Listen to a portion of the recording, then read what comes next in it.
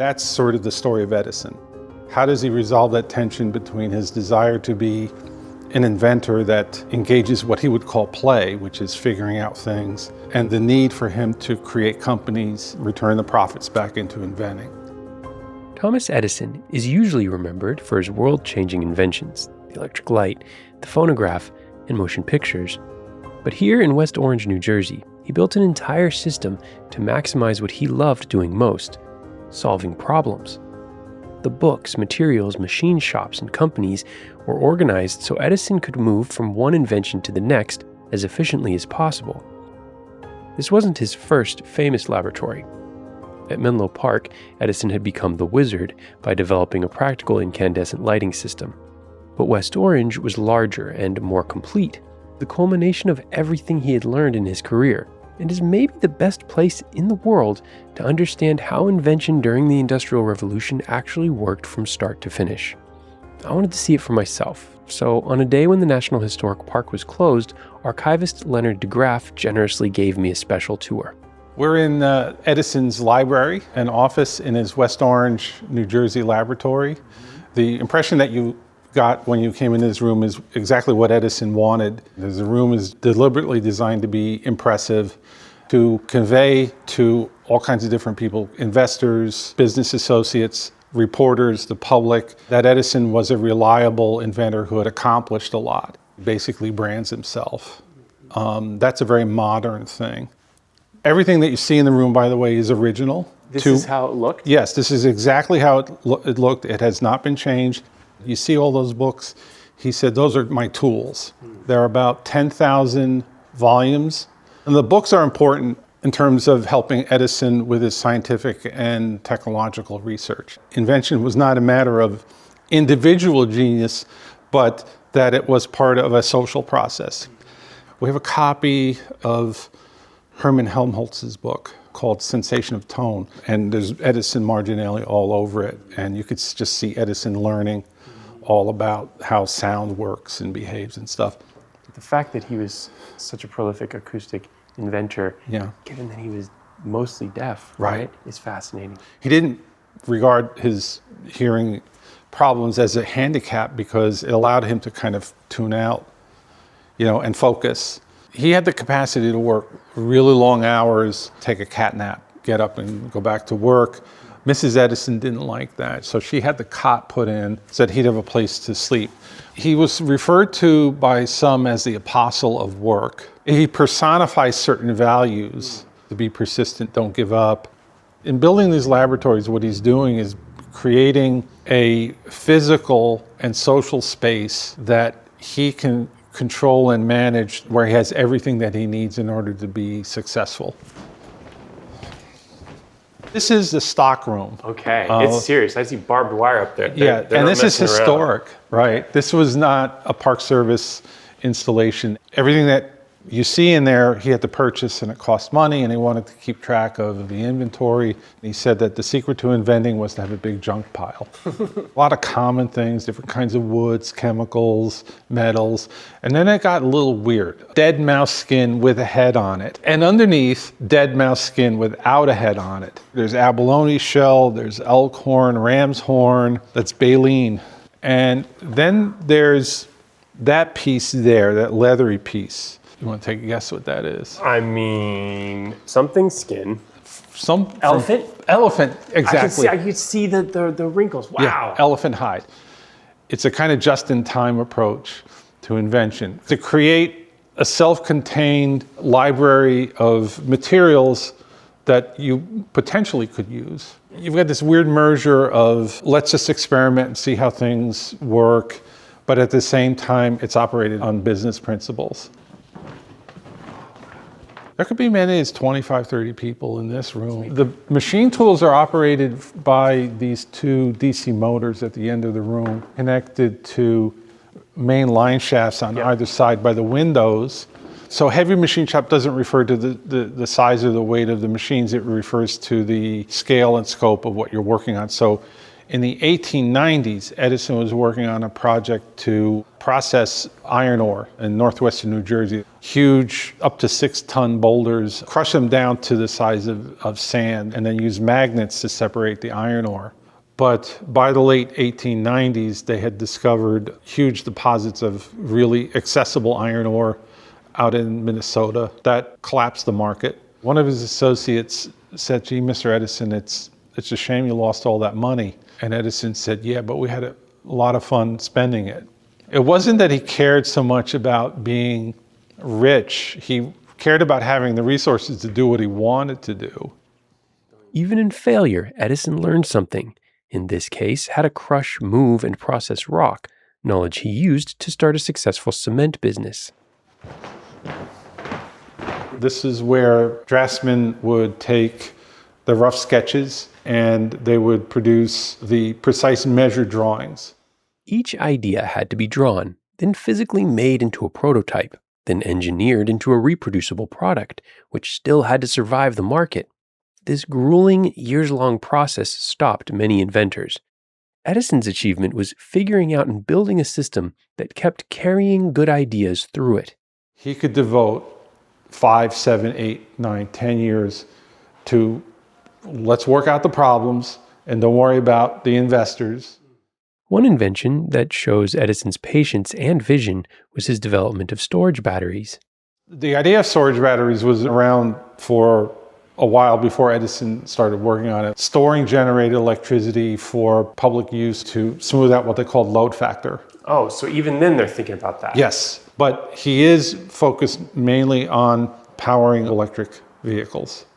Now, it took him about 10 years or so to produce a storage battery that he felt comfortable with marketing.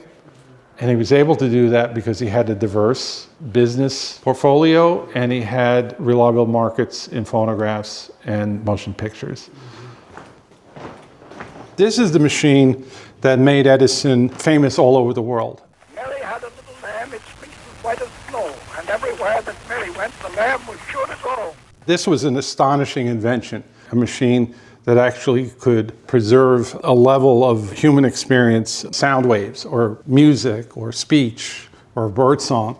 The human voice produces sound vibrations that, when spoken into a mouthpiece with a diaphragm at the end of it and a metal piece next to it, would be translated and indented into a pliable material like tinfoil or wax paper. The problem for Edison was it was difficult to use and its fidelity or its audio quality wasn't very high.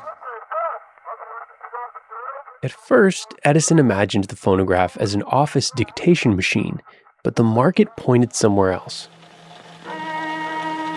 Coin-operated phonographs in public places made money by playing pre-recorded songs or skits. Eventually, they became affordable enough for people to purchase themselves, giving birth to an entirely new industry, home entertainment.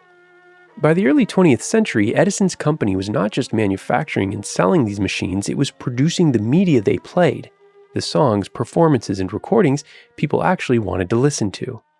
It's called the music room. They were doing experiments figuring out how to record sound on wax cylinders. Edison is evaluating different kinds of music to decide which artists to put in his record catalog. So he's basically dealing with a software problem. And his personal opinions often got caught up in that evaluation process. Around World War I, younger people were becoming interested in dancing. They wanted a faster tempo. So they would adjust the Edison phonograph turntable to spin faster. And Edison found out about it. He was appalled and said to his engineers, make it so that they can't change the RPMs, which was supposed to be 85 RPM. At the same time, right down the hall, Edison's system was launching another media revolution. But the room where it happened reveals an important difference between this lab and Edison's earlier approach at Menlo Park. Originally, this room was half the size because there was a partition wall that came all the way from that wall down there all the way here to the end. Behind this wall, there were individual experimental rooms that were assigned to teams of researchers working on specific things. Down the hall is where Edison had his own experimental room. He wanted a space that he could go in and work by himself with the door closed when he wanted privacy. He could go down here and he could check on this experimenter working on one thing, that experimenter working on another. And so he had access. But the reason why it was compartmentalized was because at Menlo Park, the main experimental room was open, and there was a lot of difficulty with preventing unauthorized people getting access to what was going on there. Stealing the IP? Yeah, exactly, especially with the electric light, because the gas companies knew what was going on, because this is in the papers, and they're freaking out over this. And there were rival inventors as well. And Edison learned from that, and so he combined the best of having everyone work together in the same space with a little bit more compartmentalized, so that you may know a little piece of what was going on, but you wouldn't know the whole picture. But Edison certainly did. So we put this partition here to define the space assigned to Edison's photographer, William Kennedy Dixon, developing what becomes the first Edison motion picture camera, the kinetograph. And then along with that, the device for viewing pictures, which was called the kinetoscope. 1888, Edison wrote, "I'm working on an instrument that does for the eye what the phonograph does for the ear, which is to record and play back things in motion." So in the same environment, you get the rise of the recording industry and the motion picture industry at the same time. That's where it happened. This is pretty much where This it is the happened. birth of the motion picture. Yeah, although I will say, and to be fair, there were other inventors in the United States, in France, in Britain, and elsewhere who were working on this idea at the same time. I think who was first in an invention is a less interesting question than the fact that so many of them were working on the problem at the same time. Why is the culture in the 19th century developing technology to record, store, and reproduce aspects of human experience? It's the same thing with electric light. Edison didn't claim that he invented the idea of electric light. A lot of people had that idea. What Edison did was made it practical and tied it to a larger system that made it commercial. That's a different thing altogether. Thanks, that was fun. It's not simple. No. This is the photography studio. They're creating images for advertising purposes, for newspaper, magazine articles of Edison, instructional material for dealers. Isn't that cool? We have in our artifact collection something like 400,000 artifacts, maybe 7 or 8 million pages of documents. You've read them all, right? No, sir, I have not. No. Nobody really has looked at everything. It's kind of impossible. It's kind of impossible.